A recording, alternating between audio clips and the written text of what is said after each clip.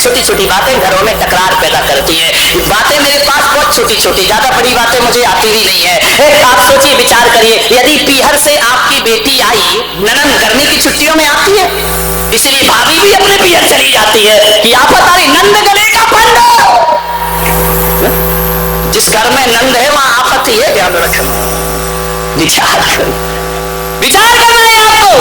अब ननद आई आपकी पीहर, सोचना है, ननद पीहर आ गई। उसने कहा, ससुर जी ने, बहू के ससुर ने कहा, अम्मा के पति ने कहा, नंद के पिता ने कहा, चाय बना के लाओ। अब बेटी उठी, चाय बनाने लगी। अम्मा जी कहे, बेटा चाय तू बनाएगी क्या?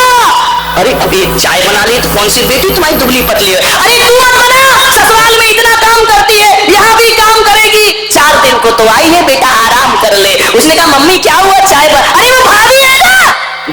तेरे की। अब आप बताइए, घरों में नरक बनाने के काम है, विचार करिए। घरों में लड़ाइयों के काम, भाभी बना लेगी, तू बैठ जा। तेरे की बताइए, एक प्याला चाय बेटी बना देती तो कौन सा उस पे बोझ टूट पड़ता, कौन सा उसको कष्ट हो जाता। लेकिन अम्मा तुमने ये बात बोल के अपने घर में दरार पैदा कर दी है। एक कप चाय यदि बेटी बनाती तो घर खुशहाल हो जाता। तुमने कहा भाभी बनाएगी, भाभी ने कहा अच्छा, अभी तक अपनी भी बनाओ, अभी आगे इसकी भी बनाओ। अच्छी महाभारत प्रस्तुत करता गोदरेज, ध्यान रखिए। इतनी सी बातों में झगड़े हो जाते हैं। क्या बिगड़ गया, बेटी ने बना ली तो वो एक प्याला चाय तुम्हारे घर में भेद की रेखाएं खींच दिया करता है, ध्यान रखिए। 1 घंटे अम्मा जी मंदिर में पूजा पाठ करे, 5 पूजा करके आए, बहू बेटी में भेद रखे तो अपनी नजरों में धार्मिक हो सकती है, लेकिन भगवान की नजरों में धार्मिक कभी नहीं हो सकती है। मानिए, थोड़ा सा बदलिए, स्वभाव बदलिए, घर बदल जाएगा, बुढ़ापा आराम से कटेगा। सोचना है, बुजुर्गों को थोड़ी सी जीवन शैली बदलना पड़ेगी। आज की विचारधारा में जीना होगा।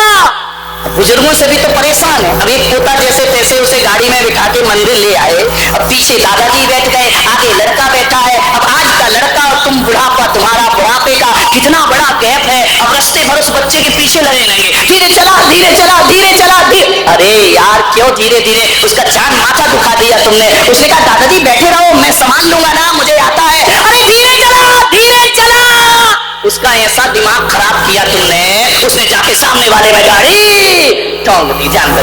अब वो बच्चा कहेगा दादाजी मैं रोज लाभ, तुम माथा क्यों खाते हो मेरा, चुपचाप बैठे रहो। जब गाड़ी में इतनी स्पीड है तो क्यों पीछे लगे रहते, धीरे चला, धीरे चला। अब धीरे ही चलना है, उधर जाओ, चले जाओ मंदिर। ज्यादा हस्तक्षेप मत करिए मान्यवर। बहू कहाँ जा रही, कहाँ आ रही, बार बार टोकोगे। दिन भर महाराज के पास रहती है, दिन भर यहाँ घूमती रहती है, उसी में लगी रहती है, बहू का माथा खराब हो जाएगा। ध्यान, जमाना बदल गया है। अब वो बेटे नहीं है कि तुम बोलो 14 साल का वनवास तो राम जी बीवी को लेके चले जाएं। अब तो कहेंगे बुढ़ऊ तुम्हारा वनवास, ये घर हमारा, साइन करो। ध्यान रखिए, जमाना बदल गया है। बदले हुए जमाने में बदले हुए विचारों को जिए। धन्य होते हैं वो लोग जो अपनी बहुओं को बेटियों से ज्यादा प्यार करते हैं। अभी चौकी में परिवार 1-2 महिलाएं लगी रहती है। चेतन भाई, उनकी पत्नी अमृता, मैंने एक दिन पूछा कि तुम सुबह 6 बजे से यहाँ आ जाती हो, 12 बजे तक तुम्हारे 2 बजे तक चौके का काम नहीं निपटता है, 4 बजे 3 बजे फिर आ जाती हो। मैंने कहा एक बात बताओ, तुम्हारे सास ससुर बोलते नहीं कि तुमको घर नहीं आना, घर का काम नहीं करना है, शाम को 8 बजे तुम घर पहुंचती हो। बोले महाराज मेरी सास ससुर ने कह रखा है कि तू महाराज की सेवा कर, तुम दोनों बहू बेटे महाराज का ध्यान रखना, हमारी चिंता मत करना। यदि हम खाना ना बना पाएंगे तो बाहर से बुला के खा लेंगे, लेकिन तुम आराम से महाराज की संपत्ति की सेवा करते रहिए। जिन घरों में ऐसे सास ससुर होते हैं, नहीं तो ये प्रियंका भाग सकती क्या, ये कैसी है मुझे नहीं मालूम, सास ससुर बहुत अच्छे से ध्यान रखिए। विचार करना है, सोचना है, विचार करना है, आपको सोचना है जिंदगी को। अब पुराने ढर्रे में जिंदगी चलने वाली नए युगों में लिखेंगे हम मिलकर नई कहानी, हम हिंदुस्तानी।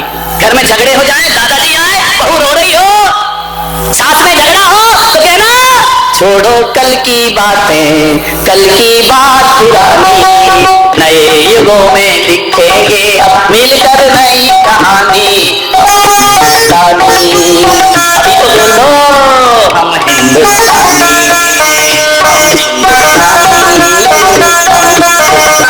छोड़ दीजिए कल की बातों को, उसने ये कहा, उसने वो, कितना अंगार रखोगे दिमाग के अंदर। कहा सुनी हो गई, कई रात गई सो रात गई और बात गई सो बात गई, भूल जाइए, ध्यान रखिए, आराम से जिंदगी गुजारो, प्रेम से जिंदगी गुजारो, उपयोगिता बनाए रखो, बुढ़ापा नहीं तो बहुत दुखदाई हो जाएगा।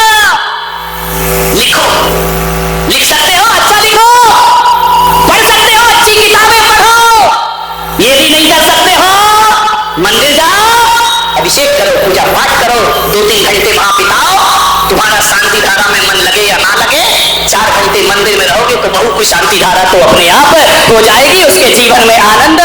लेकिन क्या करे, अम्मा जी बड़ी ताली बजा रही, क्या बात है, बहुत खुश है, क्या करे, बुढ़ापे में आसक्ति नहीं छूटती है, बुढ़ापे में मेरा मेरा मेरा दिखता है। नहीं, मेरे एक बूढ़ा मर रहा था इस बारामती के अस्पताल में, मर रहा था, लोगों ने कहा बुढ़ापे तेरा अंतिम समय है, डॉक्टरों ने कहा बुला ले अपने रिश्तेदार, अरे बोले अंतिम है, बोले हाँ, बोले बुलाओ सबको, सबको बुलाया गया। बड़े बेटे से कहा बेटा तू एक काम कर, सिद्धेश्वर रोड के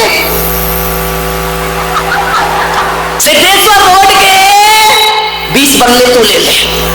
20 बंगले? छोटे लड़के से कहा तू मुझे बहुत प्यारा है, एक काम कर, MIDC के 40 फ्लैट तेरे लिए। अरे नर्स तो पागल हो गई कि 20 बंगले 40 फ्लैट। बेटी से कहा बेटी एक काम कर, सिनेमा रोड जहां अजित भाई बड़ूचकर रहते हैं, उस लाइन की जितनी दुकानें सब तेरी। अरे अजित बड़ूचकर ने कहा तेरी तो मेरी क्या होगा। ध्यान रखिए, विचार करिए। पत्नी से कहा कि सराफा बाजार पूरा तेरा, चाहे वो अतुल सेठ की दुकान हो, किशोर सेठ की, चाहे शांति सेठ की हो, चाहे रहदास की, सब तेरी। नर्स ने कहा पत्नी से उसकी कितनी सौभाग्यशाली है, कितनी जायदाद तेरा पति, ऐसी कौन सी किस्मत पाई थी, 40 बंगले 20 फ्लैट पूरा बाजार, कितनी सौभाग्यशाली है तो मरने के बाद इतनी संपदा छोड़ के जाएगा तेरा पति।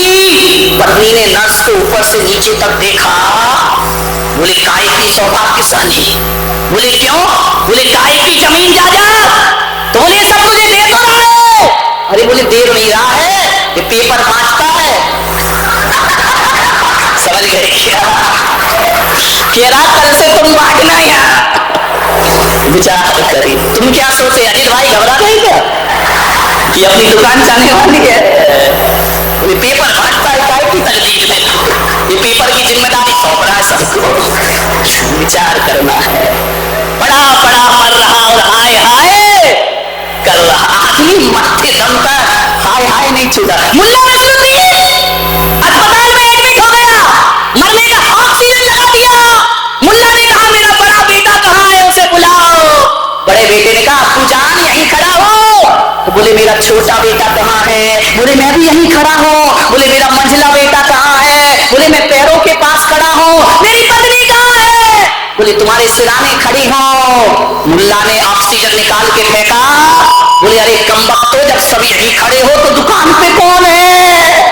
विचार करिए, मर रहा लेकिन दुकान नहीं छूट रही है, बड़ा बड़ा मर रहा और हाय हाय कर रहा। ध्यान रखिए, ऐसा बुढ़ापा क्यों जीते हो मेरे, बुढ़ापा बड़ा आनंद का जियो, बुढ़ापा बड़े भजन का जियो, ज्यादा इंटरफेयर मत करो, ज्यादा बोलो मत। मैंने कहा था ना कि बच्चा जब छोटा है तो उससे बच्चे जैसा व्यवहार करना, और बच्चा जब कंधे तक आ जाए तो दोस्त जैसा व्यवहार करना, और बच्चा जब खुद बाप बन जाए तो पड़ोसियों जैसा व्यवहार करना। तुम्हारा जीवन आनंद में बदल जाएगा। तुम बाप ही बने रहते हो हमेशा। अब वो खुद बाप बन गया मेरे भाई।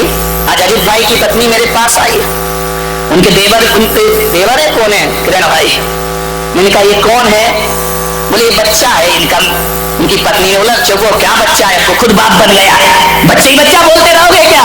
ध्यान रख। बोले बड़ा हो गया है, अब तो बड़े बन जाओ मेरे भाई, बुजुर्गों से निवेदन है। आनंद के साथ जीवन जियो, पड़ोसियों जैसा व्यवहार करो। घर में सुखी रहना है, पड़ोसी जैसा व्यवहार कैसा होता है मालूम है? बहू से भी पड़ोसी जैसा व्यवहार करो, बेटे से भी पड़ोसी जैसा व्यवहार करो। मान लो दादाजी या अम्मा जी पड़ोस के घर निमंत्रण में गई, भोजन करने को गई। अब आप देखिए वहां जाकर के, जैसे ही आप पड़ोस में जाएंगे, पड़ोसिन कहेगी आइए दादाजी, पड़ोसी कहेगा आइए अम्मा जी पधारिए। जब वो कहेगी आइए तब आप अंदर जाएंगे, सोफा पड़ा हुआ है, बैठिए ना दादाजी बैठिए। दादाजी जब तक नहीं कहोगे तब तक बैठने वाले नहीं है। वो कहेगी बैठिए तो आप बैठ गए। फिर खाना परोसा जाएगा, अब आप खाना खा रहे हैं, मजा नहीं आ रहा है, स्वाद नहीं आ रहा है। दादाजी और लीजिए। नहीं बस बेटा बस, अब नहीं चाहिए। अरे ले लो ना दादाजी। अरे बस बेटा मुझे नहीं चाहिए। बोले क्यों, खाना अच्छा नहीं लगा? भीतर से तो अच्छा लगा नहीं है, लेकिन ऊपर से क्या बोलोगे कि ये सब थर्ड क्लास खाना बनाया, बकवास बनाई है। ऊपर से नहीं नहीं नहीं बेटा बहुत अच्छा खाना है, आज मेरा पेट भरा हुआ था इसलिए नहीं कहा। खाने की चिंता में बहुत स्वादिष्ट खाना है। पड़ोसिन से कहोगे ना घर की बहू अच्छा ना बनाए तो फिर क्या बोलोगे? बोलो बोलो, मुंह खोलो। घर में तो दिन भर बड़बड़ करते, बोलो क्या बोलोगे? ये बनाया है, तुझे खाना बनाना नहीं आता है। जो थाली है वो सुदर्शन चक्र बन जाएगी, ध्यान रखना। पड़ोस में बोलती बंद क्यों हो गई, घर में क्यों बोला जा रहा है? इसलिए मैंने कहा जैसे पड़ोस के घर में जाते हो, टीवी कहाँ रखा है आप देख सकते हो लेकिन इंटरफेयर नहीं कर सकते हो, आप बोल नहीं सकते हो। आपको लग रहा फ्रिज गलत जगह रखा है, आप बोल नहीं सकते, चुपचाप देखोगे। आपको लगा सोफा सही नहीं है, आप बैठकर चुपचाप चले आओगे, लेकिन टोका टाकी नहीं करते हो। वही मैं आपसे कह रहा हूँ, ऐसा ही जीवन अपने घर का बना लो। अरे दिन भर बहू बेटियों के पीछे मत पड़ो कि अलमारी कैसी पड़ी, फ्रिज कैसा पड़ा है। अरे समझो पड़ोसी का घर है, वो जाने उसका। हमारे दिन तो गए, बहुत तो संभाल लिया इस घर को, अम्माओं बहुत तो कर लिया इस घर के लिए, अब बहू की जिम्मेदारी बहू को दे दीजिए। ध्यान रखिए। एक अम्मा जी आई, बोले महाराज जब से बहू आई है मेरा जीना हराम हो गया। अरे मैंने कहा क्या हो गया? अरे बोले इतनी सुखी थी, मैं इतनी सुखी थी, कहां से फंस गई अपने लड़के के लिए। ऐसी लड़ाकू बहू लेके आई हूँ, दिन भर लड़ती रही। तो मैंने कहा क्या करूँ अम्मा जी? बोले कुछ उपाय हो तो बताओ। बोले मैं विट्ठल भाई के पास गई थी, ज्योतिषी के पास, तो विट्ठल ने जैसे पत्रिका देखी तो बोले तेरे को तो साढ़े साथी शनि लग रहा है। ज्योतिषाचार क्या बताएगा? बोले साढ़े साथी शनि लगा हुआ है। तो मैंने कहा अम्मा जी अब क्या करेगी? बोले मैंने विट्ठल से कहा कि उतरवा दे शनि को। तो बोले वो तो नहीं उतरवा पाया, उसने तो बता दिया कि भाई साढ़े साथी शनि लगा हुआ है। अब विट्ठल जी कैसे उतरवाएंगे? विट्ठल जी तो ऐसे कहेंगे रखो, अब इनके शनि तो ऐसे उतरते ज्योतिषियों के, रखो 1100 रुपए। अब माने का 1100 होते तो तेरे पास काय को आती मैं? अरे बोले 1100 नहीं है। बोले नहीं है तो बोले एक काम कर 101 रुपए रख, चल जो कुछ मिले ठीक है। बोले 101 रुपए रख, तेरे साढ़े साथी शनि उतर जाएगी। अब माने का 101 भी कहां से रख दूं, मेरे पास है ही नहीं। बोले 11 रुपए रख। बोले 11 भी नहीं है। अरे बोले 1.25 रुपए एक नारियल रख दे। बोले 1.25 रुपए भी मेरे पास नहीं है। तो विट्ठल ने कहा जब तेरे पास कुछ नहीं है तो जा, शनि तेरा कुछ नहीं बिगाड़ सकता, तेरे पास कुछ है ही नहीं। ध्यान रखिए, तेरा शनि क्या बिगाड़ेगा, उसका बिगाड़े जिसके पास है। विचार करिए। वो मेरे पास आ गई कि ये तो शनि नहीं उतार पाए मेरे पास आई। बोले महाराज साढ़े साथी शनि लगा है, बताओ कैसे उतारूं? मैंने कहा अरे अम्मा जी कोई बड़ी बात नहीं, बहुत छोटी सी बात है, उतर जाएगा। बोले आप बताओ कैसे उतरेगा? मैंने कहा कुछ नहीं करना है, थोड़ा सा दान पुण्य। अरे बोले उसके पास भी दान और इनके पास भी दान, जाऊं तो? मैंने कहा शनि नहीं उतरने वाला, ध्यान रखना।